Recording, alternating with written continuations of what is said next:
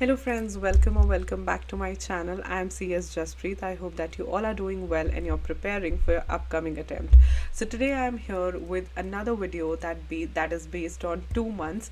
तो रिवीजन से रिलेटेड मुझे किसी ने तो कमेंट किया था, आई रिमेंबर, कि 2 मंथ्स के अंदर हम कैसे रिवीजन कर सकते हैं. तो वही आज मैं बताने वाली हूँ, how to revise efficiently in 2 months. मतलब CS जून का अटैम्प्ट आने वाला है 2 मंथ्स में, या अगर आपका अटैम्प्ट 2 मंथ्स में आने वाला है तो आप इन प्रैक्टिसेस को फॉलो कर सकते हो, इस तरीके से रिवीजन कर सकते हो, which will be the best ever thing. और आप आराम से 2 मंथ्स में मैक्सिमम रिविजन्स जो है वो कर सकते हो.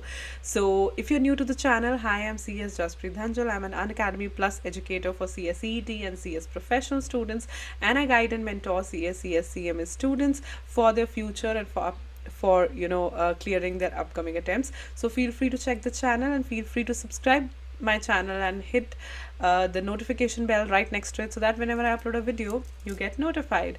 So 2 months में रिविजन कैसी होनी चाहिए. इस टाइम पे बहुत सारे बच्चे होंगे जिन्होंने तैयारी तो कर ली, लेकिन अब रिविजन कैसे करें कि एफिशिएंटली हो. सी, एफिशिएंटली और एफिशिएंसी इज़ एवरीथिंग. तो वो हमें देखना है, and that I will tell you.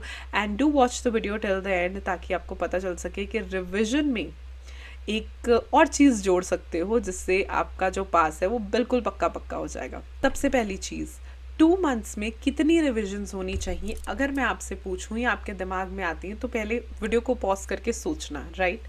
1, 2 और 3. मुझे लगता है एटलीस्ट 3 रिविजन्स तो होनी ही चाहिए.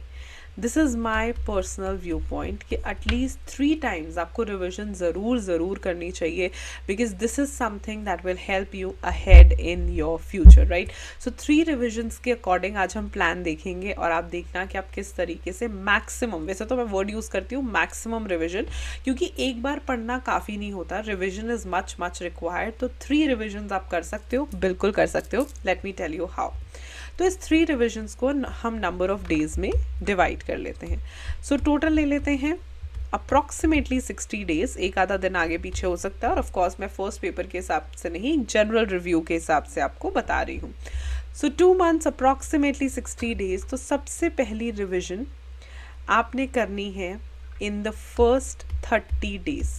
जो पहली रिवीजन एकदम प्रेपरेशन के बाद होती है उसमें काफ़ी टाइम लगता है. तो 30 डेज़ में आप 30 डेज़ को जैसे मर्जी डिवाइड कर सकते हो अपने according. 5 day 6 day strategy according two subjects, right. अब मुझे नहीं पता 4 सब्जेक्ट है तो कैसे डिवाइड कर सकते हो, 7 है, 8 है, उसके अकॉर्डिंग आप इसे डिवाइड कर ला. लेकिन फर्स्ट रिविजन आपने करनी है 30 डेज़ में. तसल्ली से करना, आराम से करना, एक एक चीज़ इन डेप्थ करनी है. अगली रिवीजन आपने करनी है 20 डेज़ में. ऑफ कोर्स जब एक बार आपने रिवाइज कर लिया तो काफ़ी चीज़ें आपको समझ आ चुकी होंगी. तो अगली रिवीजन आपने करनी है 20 डेज़ में, कमिंग टू 50 डेज़. और थर्ड रिवीजन आपने करनी है 10 डेज़ में. येस, ट्रस्ट मी, अगर आप डेडिकेशन से इस तरीके से रिवीजन करोगे तो पेपर तक आप एकदम एक्सपर्ट बन चुके होगे, एंड यू वुड सी कि कितनी अच्छी तरीके से आपकी प्रेपरेशन और रिवीजन हो चुकी है, that you are ready to actually sit in the exam. Very important, right. तो फर्स्ट रिवीजन में एक्चुअली आपने करना क्या है. जब आप फर्स्ट रिवीजन कर रहे होगे, ऑफ कोर्स एक बार थोरो स्टडी ज़रूर करना. जो भी आपके पास नोट्स हैं, टीचर ने दिए हैं, हैंड रिटन नोट्स हैं, आप उन्हें देखो.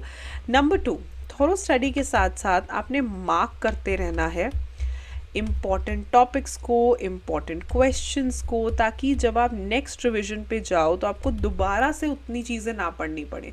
रिवीजन में सबसे बड़ी गलती बच्चे ये करते हैं कि दोबारा चीज़ें करने लग जाते हैं, विच इज़ नॉट राइट.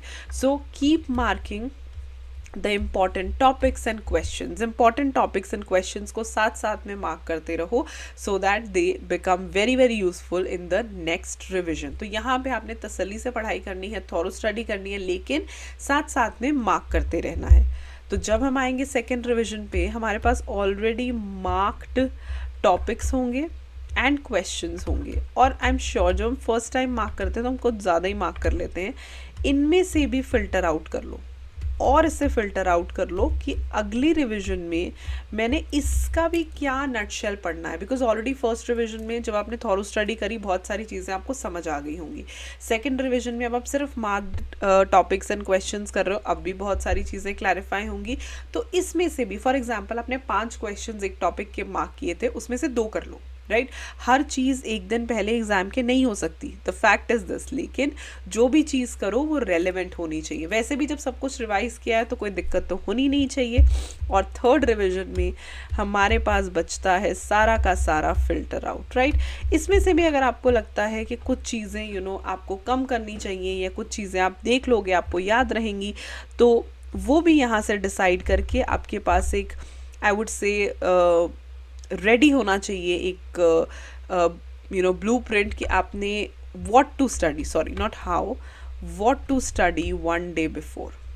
इसके लिए आप रेडी होने चाहिए थर्ड रिवीजन के बाद कि एक दिन पहले मैंने क्या क्या चीज़ें स्टडी करनी है, that I need to ascertain. तो थर्ड रिवीजन तक ट्रस्ट मी आप बहुत सारी चीज़ें समझ चुके होंगे, फिल्टर आउट कर चुके होंगे, बहुत सारी चीज़ें आपके दिमाग में ऑलरेडी बैठ चुकी होंगी, that will really really help you in the future for exams. So trust me, अगर आप ये प्लान फॉलो करते हो 3 रिविजन्स का, it will be the best और आपको एग्ज़ाम्स के लिए बहुत यूज़फुल होगा। सो 2 मंथ्स जो हैं वो बिल्कुल भी कम नहीं हैं, 2 मंथ्स बहुत ज़्यादा हैं, लेकिन रिविजन के साथ साथ अगर आप प्रैक्टिस, राइटिंग प्रैक्टिस भी करते रहो पढ़ते पढ़ते, फिर तो आपका इंश्योर है जून 24 क्लियर करना, फिर आपको कोई नहीं रोक सकता। Trust me with that, because पढ़ाई करके, रिवीजन करके जो एक कमी बच्चों में रह जाती है वो होती है राइटिंग प्रैक्टिस। लेकिन अगर आपने बहुत अच्छे से प्रेपरेशन ऑलरेडी कर ली है, 2 महीने में करो रिवीजन और साथ साथ में ही कोशिश करो कि राइटिंग प्रैक्टिस करते रहो टॉपिक्स की फॉर बेटर अंडरस्टैंडिंग, तो आपको जून में पास होने से कोई नहीं रोक सकता, right. I hope this video helps. अगर वीडियो अच्छी लगी तो लाइक करना, अपने फ्रेंड्स के साथ से शेयर करना एंड चैनल को सब्सक्राइब करना, और मुझे बाकी के सोशल मीडिया प्लेटफॉर्म्स पे भी आप फॉलो कर सकते हो for daily dose of motivation, right? I'll see you super soon in another video. Till then, stay happy, stay blessed, and keep the preparations on. Bye bye.